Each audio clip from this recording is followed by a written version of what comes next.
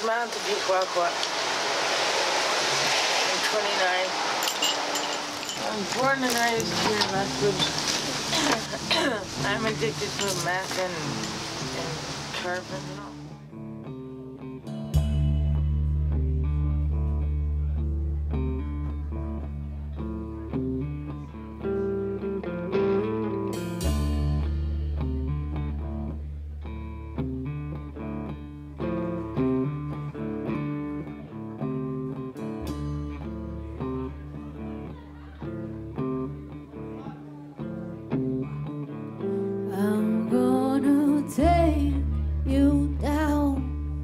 Take you down, down, down to the ground.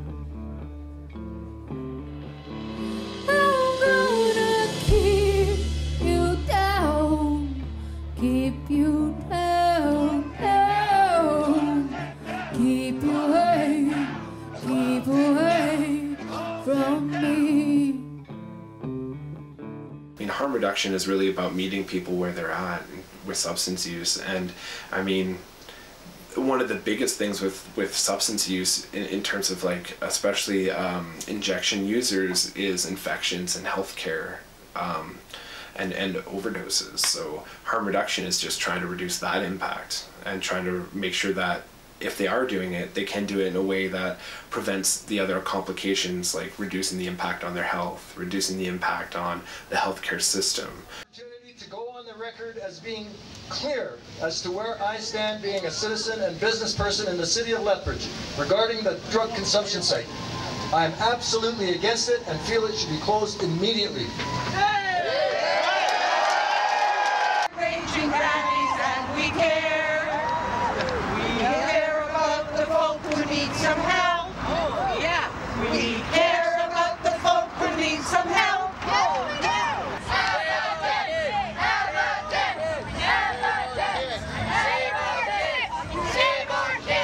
So my son Michael has been living with addiction for the past 12 years. I was able to get him home from Victoria, and we were able to successfully get help for him through the supervised consumption site. That was a service that wasn't here in Lethbridge prior to him leaving, going to Victoria. So he was really amazed by how far Lethbridge had come. My hope and my goal is to unify our community and to stop the oppositions, right? And I respect the Lethbridge Citizens Alliance because a lot of them are business owners who have been absolutely affected every single day as a result of the safe consumption site, right? And this consists of vandalism and violence and, you know, business owners and staff being threatened every single day. Financially, businesses have incurred absolute detrimental losses, right? So we exist in the warehouse district, which is also home to the supervised consumption site here in Lethbridge. And from us, the supervised consumption site is about 4-ish blocks away. We've existed here for 4 years now. So we've existed before the supervised consumption site as well as after they were established. And what we have noticed as a business is incidences of discarded needles, trash, and other paraphernalia, as well as loitering and open drug use around our building has actually dramatically decreased since the supervised consumption site opened. Graphcom Printers has been in this location since 1984. I purchased the company in 2011 and have operated the company since then. It'll be almost 2 years in February that the site has been here. My walk-in traffic has dropped by almost 2/3. So I have an actual number to that, and it's very, very clear. You look at the year before the site opened, and then the very next year when the site opened, you can see it dropped by 1/3 almost within 6 months. When people are afraid to come here because of what they see in the neighborhood and they're never quite sure who's going to be standing at the door or hiding in the bushes or that kind of thing, there's really not much I can do about that. And my business partner and I took a look at the situation, and we decided as a company that we were going to take a moral stand publicly in support of the supervised consumption site. Now, we're a microbrewery. We brew beer, which of course contains alcohol, which of course is a cause of addiction in a lot of individuals, especially in this community. Over the last 10 years that I've worked with individuals who have faced addictions, these addictions could consist of anything from alcoholism to drug addiction, to sex addiction, to gambling addiction. And I've had the honor of serving and working with individuals who have been confined by all different types. I do believe that addiction is a symptom of something that has usually tragically confined an individual. I believe that the chronic homelessness as well as trauma, which many of the individuals, trauma can be the system, it could be institutionalization. It could be children who have grown up in care their whole life. It could be children and females and males and transgendered individuals who have faced extreme sexual assault, extreme violence growing up, right? So I believe that, you know, this trauma is actually very unhealed for a lot of the service users that are now confined by addictions. My biological mom got me addicted to the hard drugs when I was 15 years old. You know what my smokes are? My experience with addiction is interesting because I do work in a field where, you know, I come across people who struggle with addiction, as well as I have my little brother. Yeah. So he passed away when he was 28, and he struggled a lot with opiate addiction, and so he struggled with that for on and off for multiple years. And he was actually doing really well in recovery for several years, and had a fiance and a daughter, and had like a well-established job and house. And he was in a car collision, and his fiance or girlfriend, sorry, I can't remember at the time, wasn't wearing a seatbelt, so he actually like shielded her, and so he took the brunt of the impact. And because our family deals with a joint condition, the underlying joint condition with the damage from the impact just caused him to be in so much pain, and so he was prescribed opiates as a part of that, Percocets, and it just kind of escalated from there in terms of his ability to be able to manage that. And I mean, when you're in that much pain all the time, and you also have a lot of untreated trauma, it makes it really easy to not want to like stop taking them. So My sister had to give me 2 days instead of milk to live on, and then my sister who bathed me in my mom's neighbor's garden hose. In some cases, your body literally forms a physical dependence to the substance that they're using. And different drugs have different effects depending on what people are using. And then outside of substances, you have process addictions, right? Things like shopping, video games. You know, there's so many factors that play a role. Things that drive them are generally pretty common though. So, you know, when we start looking at underlying trauma, especially for our area, things like intergenerational trauma, it's usually filling a void of some kind for someone. And I always appreciate that in any presentation like this or any event that I go to, there's always that acknowledgement of being on Blackfoot territory and recognizing that this is the home of the Blackfoot. And me being able to get up here and speak in this capacity, you know, it's dialogue that needs to continue, and this kind of partnerships that need to continue. And we've had a long history. We've had a long history of racism, as well as just things that just have been very negative towards our in this area. But again, there's people that have worked hard to make sure that I myself can be up here, you know. So as a mother, being told to follow tough love, I don't know how a mother can turn their back on their child. You have to be available, you have to provide them unconditional love and be there to be their biggest supporter. We can't live in isolation when it comes to addiction. It is about coming together as a family and as a community. We believe that they are capable of living a life that is free from addiction, a life of abstinence. We believe that they are capable of achieving that. The consumption site has existed for 1.5 years, and we don't have those wraparound services available. The original plan was to have them. What happened? Why weren't those put in place?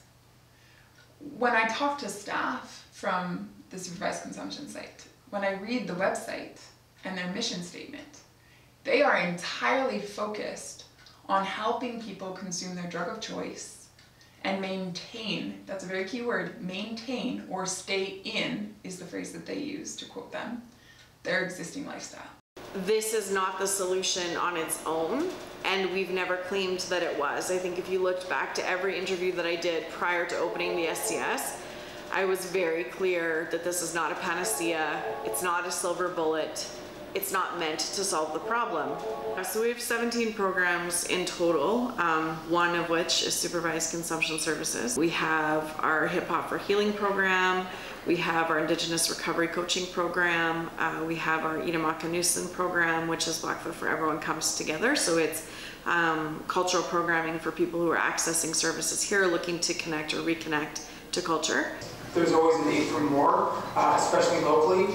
But interestingly enough, with the local context for detox and treatment facilities, is that a lot of our folks actually find a lot more success outside of our community, outside of their community rather. The reason for that is because this is where a lot of the triggers for addictions happen. And so often when folks go to other communities where these treatment facilities exist, we see a little more success.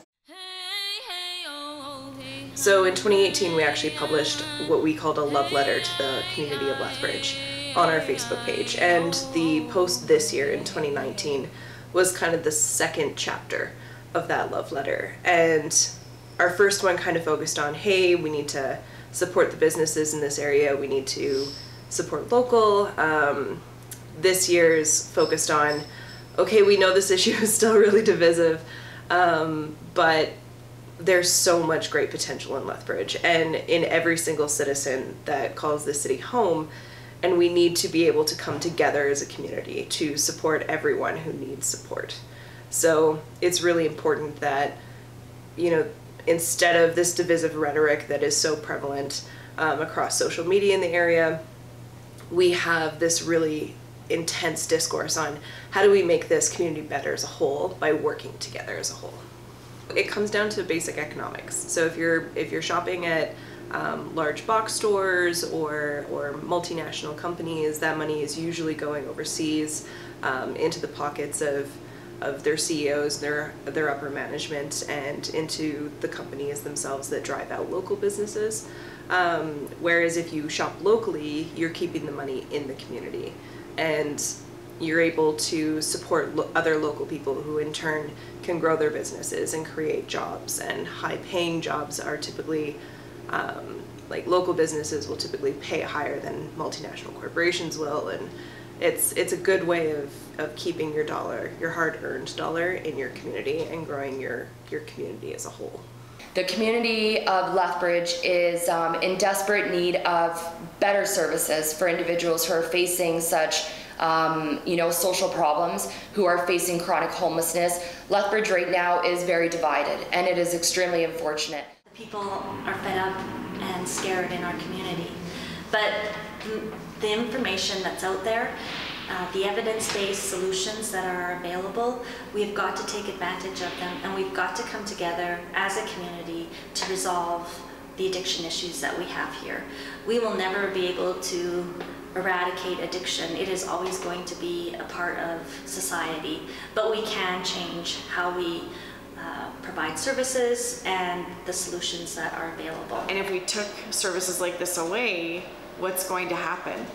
You know, substance use is not going to disappear, and people need to understand that the number of people using is not going to decrease, that instead what happens is all of the uses and the overdoses that we deal with inside of this building will flow back out into the community, into the parks and under the bridge and into the coulees and the public washrooms, because it has to go somewhere. Part of the challenge that I've noticed is that people are almost in a state of grieving the loss of their small community, or the community that they thought that they were raised in or were raising their children in or that they were living in. You know, Lethbridge historically has been really good at partnering, but the community kind of reached that point where I think it was just sort of tipped over.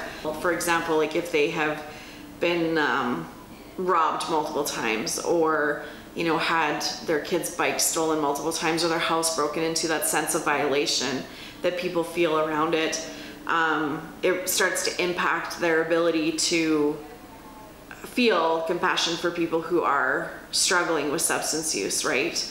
And I mean, if I could just get like the Lethbridge community at large to know one thing, is that all of the people that work at Arches, all of them are people who care. All of them are people who are there because they've been touched by addiction or touched by family members who have dealt with this. And they're people who absolutely work there because they want to make a positive difference.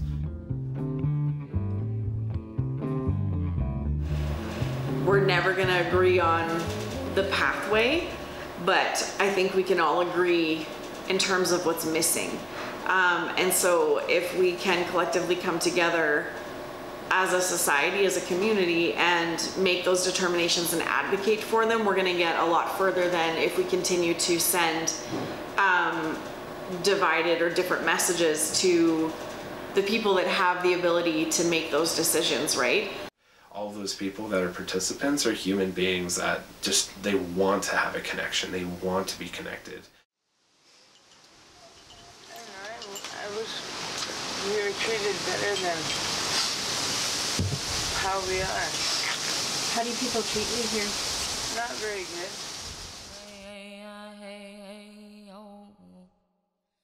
There he goes, he flies.